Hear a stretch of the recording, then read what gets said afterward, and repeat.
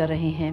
क्या ये महज जर्मनों का खौफ है या एक आलमी मसला? इस बारे में एक हालिया मुताले के शुरका में से बहुत से नौजवानों का कहना था कि वो जहनी दबाव और सियासी लिहाज से अदम इत्मीनान का शिकार हैं। इनको दरपेश इस मसले का एक अहम हिस्सा सोशल मीडिया की सूरत में दिखाई देता है। इंस्टाग्राम और दीगर कंपनियां मुस्तकबिल के बारे में हमारे तसव्वुर को कैसे तारीक करती हैं और हम इस बारे में क्या कर सकते हैं। मुस्तकबिल का खौफ, एक आलमी रुझान। नौजवानों में मायूसी और नाउमीदी एक आलमी रुझान है। इस साल की वर्ल्ड हैप्पीनेस रिपोर्ट के मुताबिक इस जहनी सेहत के बहरान की बुनियादी वजूहात कुछ यूं हैं: माशी मुश्किलात का दौर, क्लाइमेट चेंज और सियासी तनाज़ात की वजह से बेयकीनी और जहनी तनाव, सोशल मीडिया जैसी टेक्नोलॉजी का दबाव।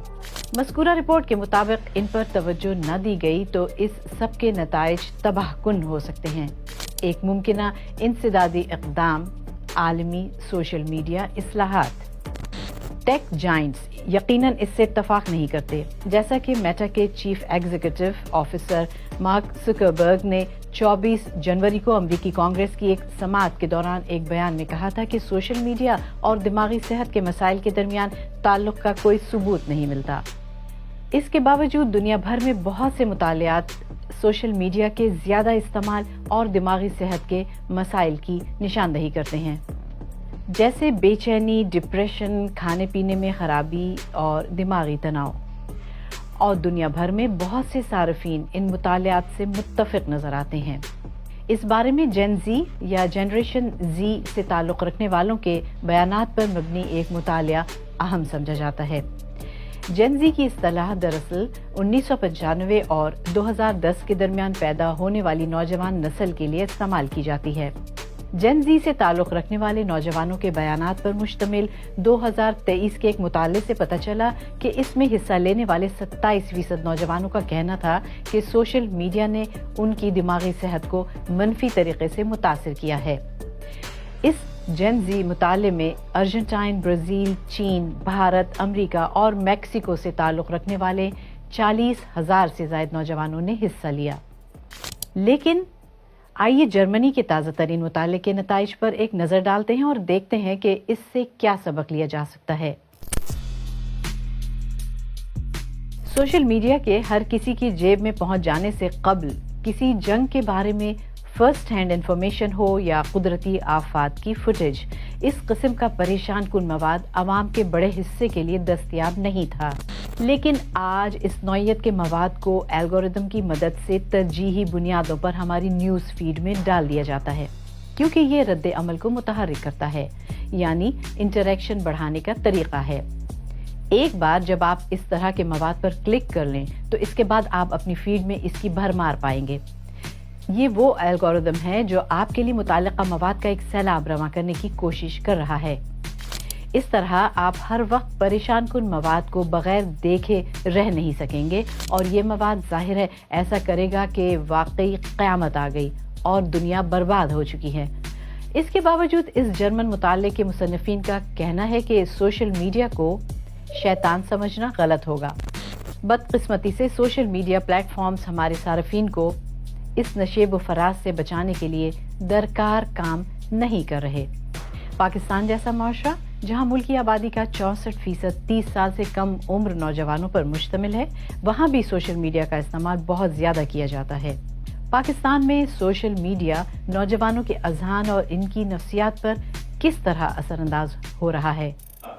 अगर हम आलमी सतह पे होने वाले बड़े बड़े जो वाक़यात हैं, जंगें हैं, और फिर हम पॉलिटिकल इंस्टेबिलिटी देखते हैं जिसके नतीजे में इकोनॉमिकल इंस्टेबिलिटी है, फिर हम अभी माजी में ही हमने पैंडेमिक को देखा, तो एक ऐसी सिचुएशन है। और फिर होता गया कि जब ये सोशल मीडिया पर ये खबरें आती हैं तो इनका एल्गोरिथम कुछ इसका है कि वो उनको इतना हाइप क्रिएट करता है कि वो जब आप न्यूज़ फीड में देखते हैं तो वो मतवातर से ऐसी खबरें जो एक नौजवान के सामने आती है तो उसका नतीजा क्या निकलता है कि वो पैनिक हो जाता है। उसको लगता है कि जैसे सब कुछ खत्म हो गया, उसका मुस्तकबिल जो है लीक हो गया है। तो जो रिसर्च रिपोर्ट सामने आई उसमें ये वाज़ेह हुआ कि 90% बच्चे जो हैं, जो नौजवान हैं, वो पैनिक इसलिए हैं कि उनको ये लग रहा है कि आगे सब कुछ खत्म है।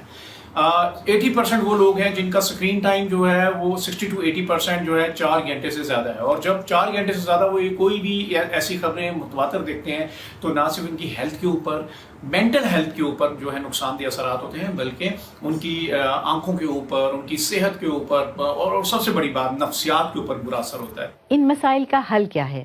تو کرنا سب سے پہلے تو یہ چاہیے کہ ہمیں نیشنل لیول کے اوپر ایک نصاب کے اوپر، خاص طور پہ چاہے کالج ہے، اسکول ہے، یونیورسٹی ایجوکیشن ہے، سوشل میڈیا کی ایک اویئرنیس کمپین اور ڈیجیٹل ایجوکیشن اویئرنیس جو ہے اس کو کرنے کی ضرورت ہے، نصاب کا حصہ بننا چاہیے۔ پیرنٹس کو اپنا ایک کوالٹی ٹائم بچوں کے ساتھ خرچنا چاہیے، نہ صرف یہ بلکہ پیرنٹ کو بھی اس ڈیجیٹل ایجوکیشن اور جو سوشل میڈیا کی جو لٹریسی ایجوکیشن ہے اس کو آگاہ ہونا چاہیے، تاکہ وہ ایک پراپر چیک کر سکیں۔ حکومتی سطح پہ کیا ہونا چاہیے؟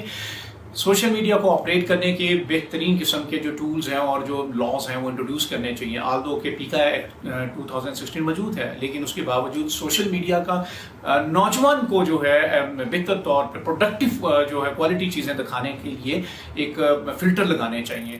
کووڈ-19 کی عالمی وبا کے دوران بہت سے نوجوانوں کے لیے ڈیجیٹل پلیٹ فارمز ایک محفوظ پناہ گاہ کی حیثیت اختیار کر گئے، جس سے وہ دوسروں کے ساتھ رابطے میں رہے اور معلومات کا تبادلہ بھی جاری رکھا۔ ڈیجیٹل میڈیا کا ایک اہم فائدہ یہ ہوتا ہے کہ صارفین تمام تر مواد شیئر کر کے خود کو ایک دوسرے سے جڑا ہوا محسوس کرتے ہیں۔ آپ اس بارے میں کیا کر سکتے ہیں؟ پہلا قدم، اسکرین ٹائم کی نگرانی۔ اس کے لیے آپ ایپل کا اسکرین ٹائم ایپ یا گوگل ایپ ویل بینگ استعمال کر سکتے ہیں۔ ایسی ایپس بھی دستیاب ہیں جو کچھ ایپلیکیشنز پر صارف کے ایک مقررہ وقت گزارنے کے بعد انہیں لاک کر دیتی ہیں۔ اس کے علاوہ آپ اپنی فیڈ میں جو کچھ دیکھتے ہیں اسے کنٹرول کرنے کے لیے بلاک فنکشن کا استعمال کریں۔ اگر کچھ عنوانات یا لوگ آپ کے لیے ذہنی دباؤ یا اضطراب کا باعث بنتے ہیں تو آپ بلاک فنکشن کا استعمال کرتے ہوئے اسے روک سکتے ہیں۔ آخر میں سب سے اہم، رویے کی طرف نشاندہی۔ حقیقی زندگی کے رابطوں اور سرگرمیوں پر توجہ مرکوز رکھیں۔ ورچوئل سرگرمیوں کی بجائے سب سے زیادہ آمنے سامنے یا بالمشافہ بات چیت کو ترجیح دیں۔ ایسی سرگرمیوں میں زیادہ وقت صرف کریں جن میں اسکرین کا استعمال شامل نہ ہو۔ آپ کے تجربات اس سلسلے میں کیا کہتے ہیں؟ کیا انسٹا، ٹک ٹاک اور دیگر سوشل میڈیا ایپس کے منفی اثرات آپ کے ارد گرد موجود افراد پر بھی مرتب ہوئے ہیں؟ یا آپ سمجھتے ہیں کہ سوشل میڈیا کے مثبت پہلو اس کے منفی پہلوؤں سے زیادہ اہم ہیں؟ ہمیں اپنی رائے سے ضرور آگاہ کریں۔